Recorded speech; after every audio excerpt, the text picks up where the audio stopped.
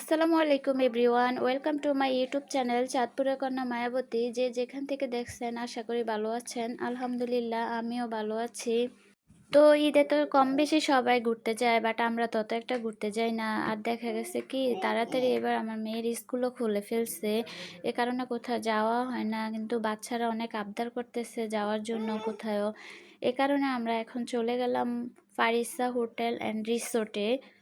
তো আমরা যেহেতু ঈদের টাইমে গেছি, অনেক করে যাইতে হয়েছে। সিএনজি ভাড়া অনেক বেশি, আর সিএনজিও পাওয়া যাচ্ছে না।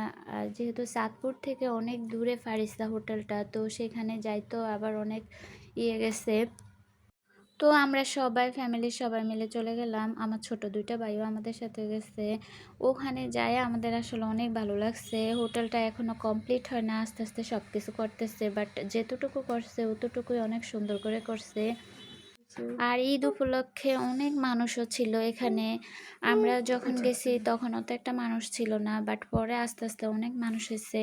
আর হোটেলে ঢুকতে আমাদের এন্ট্রি ফি লাগছে 150 টাকা করে জনপ্রতি।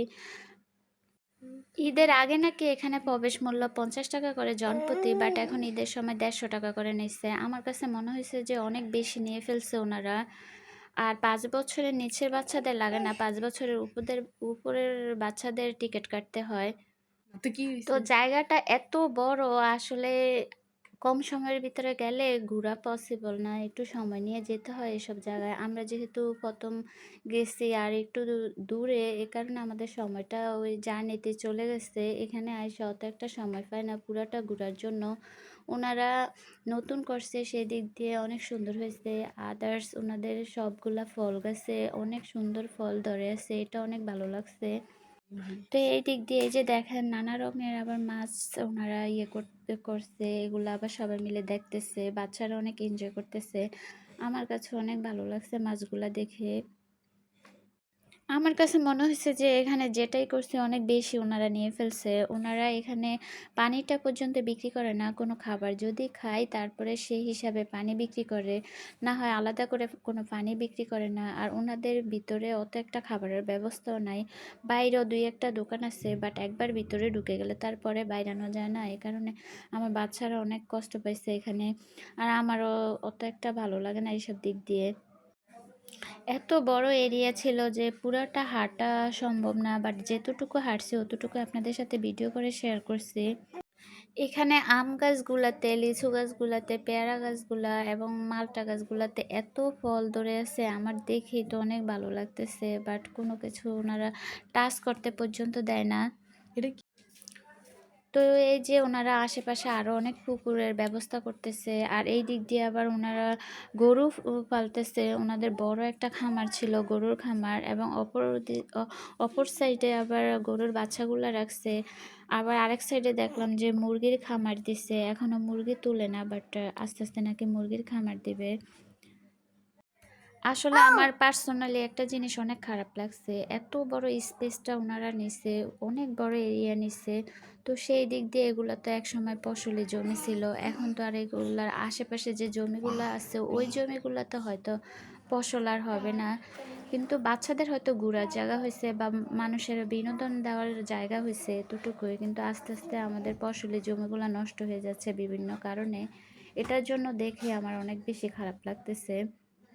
আমার কাছে মনে হয়েছে যে ওনারা রিসোর্টটা এত বড় করছে, এখানে একটু ভিতরে খাবারের ব্যবস্থা করলে ভালো হতো। খাবারের ব্যবস্থা আছে, বাট ওরকম করে নাই।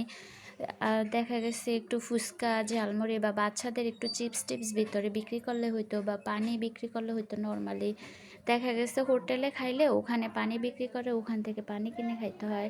এমনিতে কোনো খাবার না খাইলে ওনারা পানি বিক্রি করে না।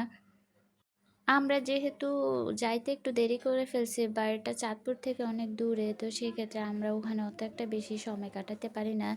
এখানে বেশি নাকি সুন্দর লাগে রাতের বেলা। তো এই যে দেখেন সন্ধ্যাবেলা আস্তে আস্তে হয়ে আসছে, এখন মাগরিবের আজান দিয়ে দিবে। তো আমরা ওয়েট করতেছি রাতের সব ভিউ দেখার জন্য। আসলে এটা সৌন্দর্যটাই মূলত রাতে, এ কারণে আমরা জাস্ট ওয়েট করতেছি কখন রাত হবে আর কখন এটার ভিউ দেখবো, তারপর বের হয়ে যাব। বেশিক্ষণ আর থাকবো না, যেহেতু আমাদের আবার চাঁদপুরে ব্যাক করতে হবে। তো এখানে যতক্ষণই ছিলাম একটু পানিও খেতে পারি না, বাচ্চারা অনেক ইয়ে করতেছে পানি খাওয়ার জন্য, ওরা বের হয়ে যেতে চাইতেছে।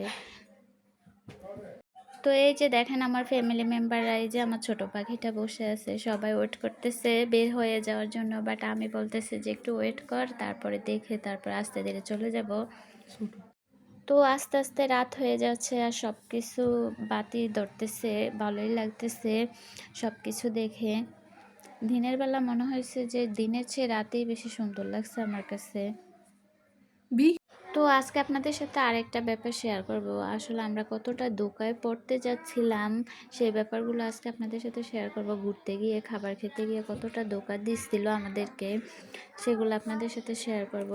আমরা আর বেশিক্ষণ ওখানে ওয়েট করি না, বের হয়ে গেছি। আর বাইরে এসে আইসক্রিম খেয়েছি, সেই ফুটেজটা আর নেই।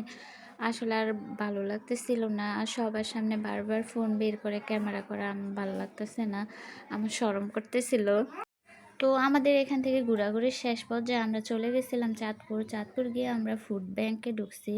এটা নতুন হয়েছে হোটেল, আমরা কখনো আর এটাতে যাই না, ফার্স্ট টাইম গিয়েছিলাম। তো ওনাদের খাবার আমার কাছে আহামরি ভালোও লাগে না, আবার একদম যে খারাপ লাগছে সেটাও না, মোটামুটি লাগছে। ওনারা যে পিৎজাটা আমাদেরকে দিচ্ছে মনে হয়েছে যে এটা অনেক ড্রাই, এটা আরেকটু সফট হলে ভালো হতো। তো যখন খাবার খেয়ে আমরা বিল দিতে যাচ্ছিলাম তখন ওনারা আমাদেরকে বলছিল যে আমাদের বিল আসছে ৩,০০০ টাকা। বাট আমার মেজো ভাই হিসেব করে দেখলো যে আমাদের বিল আসছে ২৫৯০ টাকা।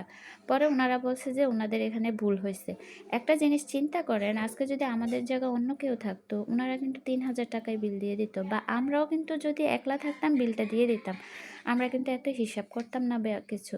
চিন্তা করেন মানুষ কীভাবে আরেক মানুষকে ঠকিয়ে বড়লোক হচ্ছে, এটা চিন্তা করে না যে হালাল ওয়েতে আমরা রুজি করি, হালাল ওয়েতে আমরা বড়লোক হই। পরে ওনারা বলছে যে ওনাদের সফটওয়্যারে নাকি ভুল হয়েছে, বাট আমার মেজো ভাই আবার সফটওয়্যার ইঞ্জিনিয়ার, ও বলছে যে সফটওয়্যার এটা ভুল হওয়ার কথা না। তো পরে আমি চিন্তা করলাম মানুষ মানুষকে কিভাবে ঠকাইতেছে এই দুনিয়ায়, ওনারা পরকালে চিন্তাও করে না। তো এই পর্যন্তই, আল্লাহ হাফেজ। আমাদের সবার জন্য দোয়া করবেন, অবশ্যই আমার ফ্যামিলির জন্য দোয়া করবেন। আর আমাদের ভিডিওগুলো ভালো লাগলে অবশ্যই সাবস্ক্রাইব করে আমাদের পাশে থাকবেন এবং লাইক এবং কমেন্ট করবেন। আল্লাহ হাফেজ।